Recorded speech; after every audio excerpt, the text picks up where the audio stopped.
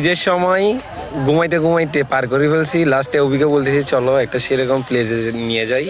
অবশেষে সেই জায়গায় নিয়ে আসলাম। ফুল আর ফুল, শুধু আসল ফুল নাই আমাদের দুই ভাইয়ের জীবনে। আসসালামু আলাইকুম।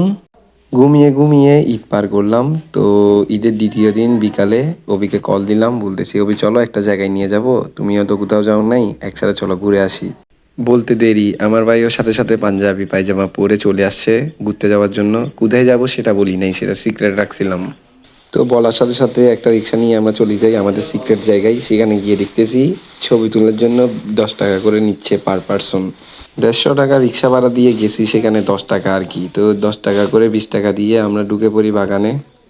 আমরা যখন গেছিলাম তখন বাগানে কেউ ছিল না। আমরা যাওয়ার পর দেখি বাগানে আমাদেরকে দেখে বিভিন্ন মানুষ, আশেপাশের মানুষ রাস্তার দিকে আসতে থাকে, ভিড় জমাইতে থাকে। বাঙালি বলে কথা, একটা জিনিস দেখার পর ওইটা সৌন্দর্য তো বেশিক্ষণ রাখতে পারে না। অবশেষে মানুষ এসে ফুল ছিঁড়ে ফুল নষ্ট করে ফেলতেছে, যার কারণে ওই সৌন্দর্যটা আর থাকতেছে না। আমারও খুব ইচ্ছা আমার একটা জমিতে আমি গোলাপ ফুলের চাষ করব ঠিক এভাবেই।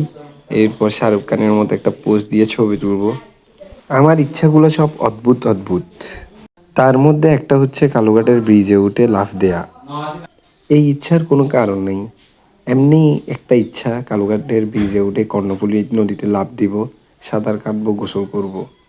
দেখি ইনশাল্লাহ কোনো একদিন হয়তো এই ইচ্ছাটাও পূরণ করব। তো সূর্যমুখী ফুলের সাথে অভিভাইকে অনেক ছবি তুলে দিলাম, প্রোটেক্ট তুলে দিলাম, যার কারণে সে অনেক খুশি। আমার ভাগ্য খারাপ, আমি পাঞ্জাবি পরে আসতে পারি নাই, তাই ছবি টবি তেমন তুলি নাই, জাস্ট এমনি ভিডিও করতেছি। আবার এগুলাকে টিকটক মনে করি আর না, এগুলো জাস্ট নর্মালি ব্লগ ভিডিও বা এমনি স্মৃতিচারণের জন্য ভিডিও, টিকটক না। আমি আবার কিন্তু টিকটকার না, অনেকে ভাবে যে আমি টিকটক করি।